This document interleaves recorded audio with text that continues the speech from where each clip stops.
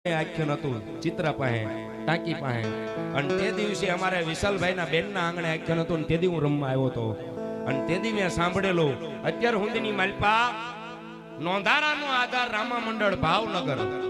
મારા સાગર ભગતના પીર નોંધારાનો આધાર રામા મંડળ આજની તારીખની માલપા જેને જેને આપ્યું છે એનું સબૂત હોય ને તો જ વાત કરાય નકર વાત ન કરાય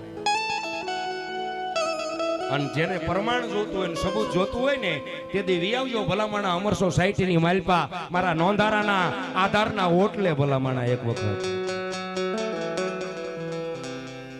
વર્ષોથી મંડળ ચાલે છે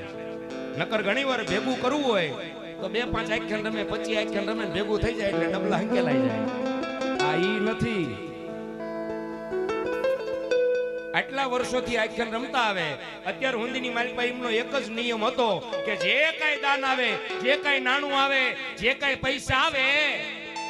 ઈ કોઈ ગરીબ ઘરની દીકરી હોય ગરીબ ઘરની બેન હોય સાધુ સંતોની દીકરી હોય અને ખબર પડે કે આ બેનને ભાઈ નથી ખબર પડે